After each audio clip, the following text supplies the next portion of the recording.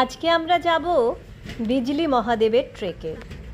সেই soil village ঢুকতে গিয়ে যে সুন্দর ব্রিজটা পেরিয়ে এসেছিলাম, সেই ব্রিজটা করেই আবার আমরা চলেছি বিজলি মহাদেব ট্রেক।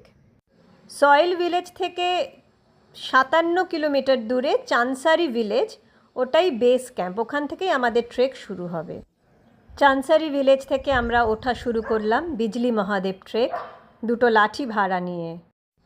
মাঝে মাঝে কিছু কিছু জায়গায় এরকম সিঁড়ি করা আছে, সেই সিঁড়ি দিয়ে আস্তে আস্তে আমরা এগিয়ে চলেছি।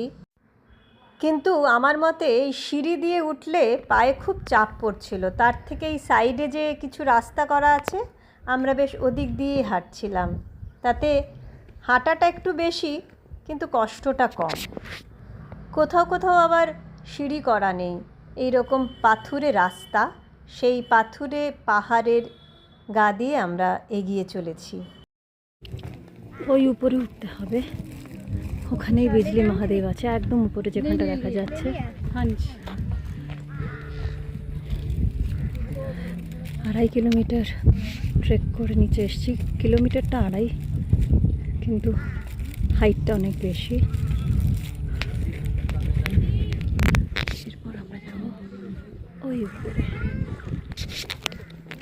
এখান থেকে আমরা প্রসাদ নিয়েছি।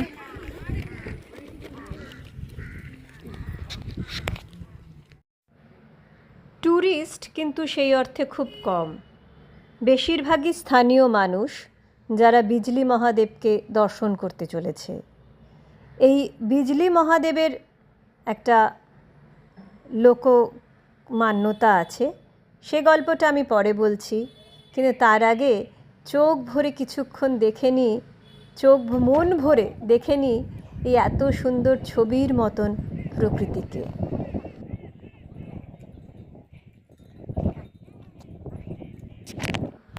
আকাশের মেঘ, পাহাড়, কত রকমের নীলের আভা চোখ জুড়িয়ে যাচ্ছিল।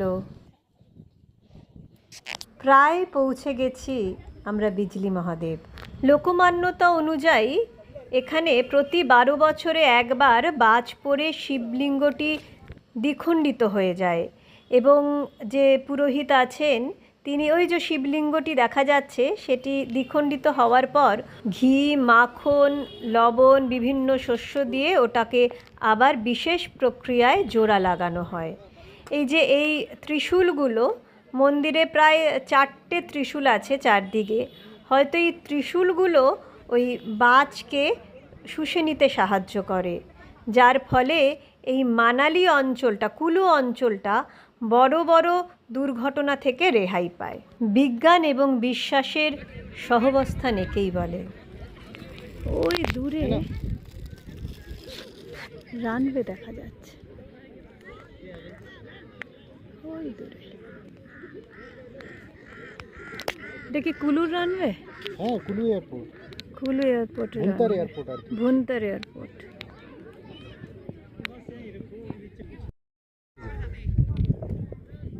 এই উপরেরটাতে পরেই পরে এখানে বলে প্রত্যেক 12 বছরে একবার করে পড়ে।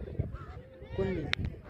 ঠান্ডা হাওয়া, সুন্দর প্রকৃতি আর মহাদেবের মন্দির, মনে হচ্ছিল ওখানেই থেকে যাই। এবার আমরা নামতে শুরু করেছি, আবার 2.5-3 কিলোমিটার নিচে নামছি। কি সুন্দর ভেড়ার পাল, আর ভেড়ার পালের সঙ্গে একটা কুকুর অবশ্যই থাকবে। এতটা হেঁটে আমাদের খিদে পেয়ে গেছিল, তাই আমরা একটা স্থানীয় দোকানে ঢুকেছি খাবার খেতে। মোমো, আলুর পরোটা, ম্যাগি, কিন্তু আমি খেয়েছি ওখানকার রেড রাইস এবং ওখানকার ডাল, স্থানীয় ডাল। এত সুন্দর প্রকৃতি, এত ঠান্ডা ঠান্ডা হাওয়া, যা খাচ্ছি তাই যেন অমৃত। খাওয়ার পর এবার আমাদের নেমে আসার পালা। আবার সেই রাস্তা দিয়ে আমরা নেমে চলেছি, প্রকৃতিকে উপভোগ করতে করতে, কি সুন্দর ঠান্ডা ঠান্ডা হাওয়া খেতে খেতে চলেছি আমাদের সয়েল ভিলেজের উদ্দেশ্যে। ওই নিচে কুলু শহরটা দেখা যাচ্ছে, কি হাওয়ার আওয়াজ, কি সুন্দর একটা পরিবেশ। কাল যাব সাজলা ওয়াটারফলস। সাজলা গ্রামের পাশে সাজলা ওয়াটারফলস। আজ সকালবেলা ব্রেকফাস্ট করে আমরা চলেছি সাজলা ওয়াটারফলস।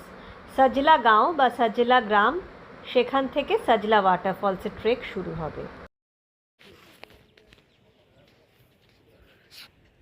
সাজলা ওয়াটারফলস, তার শুরুতেই আছে স্টার্ট করছি একটা সুন্দর বিষ্ণু মন্দির। এই বিষ্ণু মন্দিরের এখানে আমরা প্রণাম জানিয়ে সাজলা ওয়াটারফলসের ট্রেক শুরু করছি।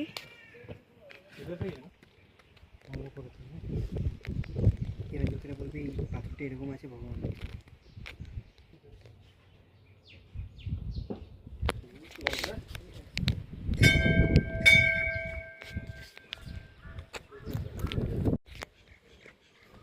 এই যে পুরো রাস্তা জুড়ে এই ওয়াটারফলসের অ্যারো করা আছে। সুন্দর প্রকৃতি। আজকেও একটা ছোটোখাটো ট্রেক আছে সাজলা ওয়াটারফলস। বিজলি মহাদেবের তো একটা রাস্তা তৈরি করা ছিল, কিন্তু এখানে কোনো রাস্তা নেই। ওই পাহাড় পাথর, তার মধ্যে মধ্যে দিয়েই আমাদের চলতে হচ্ছে। কিছু কিছু জায়গায় তো মানে খুব সংকীর্ণ একটা পথ, তার মধ্যে দিয়েই আমরা চলেছি। পথে যেতে যেতে প্রচুর দোকান আমরা দেখতে পেলাম।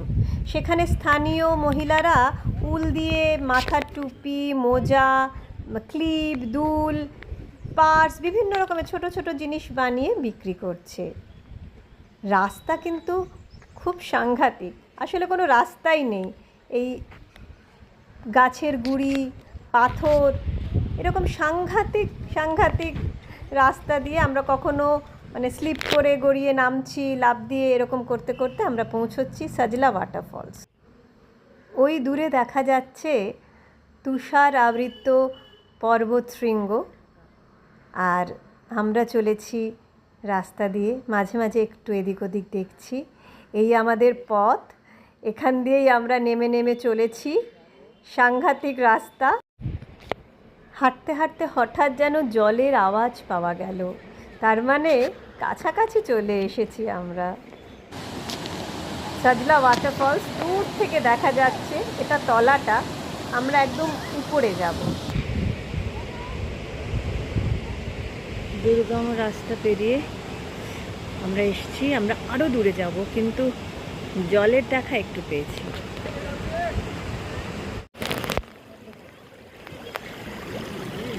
ऐसा सोचे कि तो गिर ही जाएगी।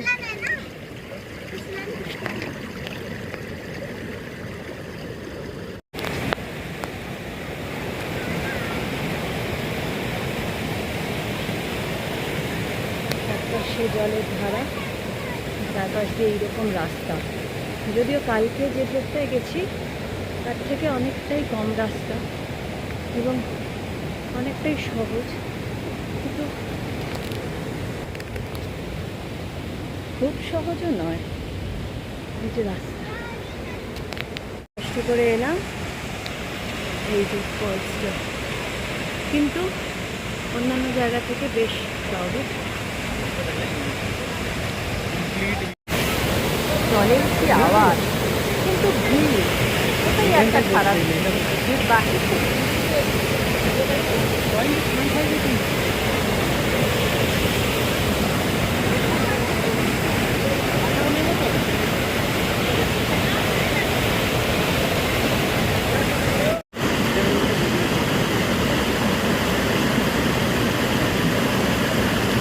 ভিড় একদম আমার পছন্দ নয়, তাই যেখানে ভিড় সেখান থেকে একটু দূরে সরে এলাম, যেখানে শুধু ঝর্ণা আর আমি।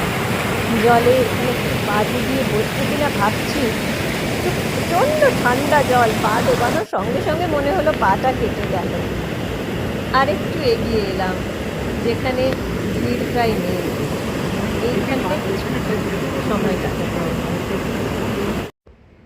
এই হলো আমাদের ফেরার পথ।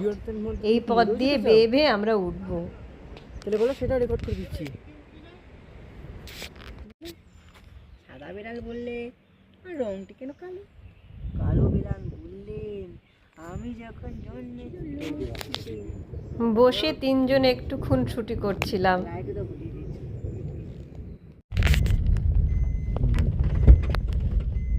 কত আপনি বেরিয়ে যায় Usa galutin option din ano local din yan.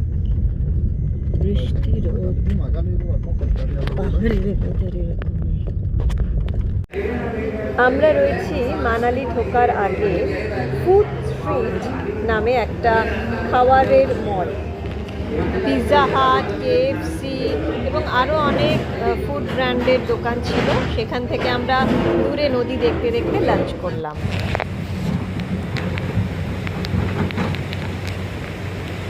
বিয়াস নদীর ধারে, বিয়াস নদী, বিয়াস অথবা বিয়াস নদীর ধারে আমরা বসে রয়েছি। আর একটু পরেই আমরা দিল্লির উদ্দেশ্যে রওনা দেব। তার আগে আমার খুব ইচ্ছে করছিল এই দূর থেকে আমরা যেখানে বসে চা খেয়েছি, খাবার খেয়েছি, সেখান থেকে নদীটা দেখা যাচ্ছে, কিন্তু আমি যেতে পারছিলাম না। তাই এখানে কাজ হচ্ছে আর হাতে আমি একটু জায়গা পেয়েছি, সেখান দিয়ে হেঁটে হেঁটে নদীর পাড়ে চলে এসেছি। এই পাহাড়ের মধ্যে আমার খুব প্রিয়। দূরে ওখানে রোদে ওরা বসে রয়েছে, আমি এখানে ছায়া পেয়েছি।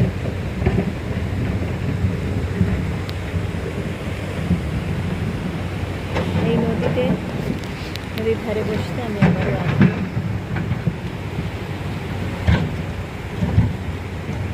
নদীর এই আওয়াজটা খুব সুন্দর।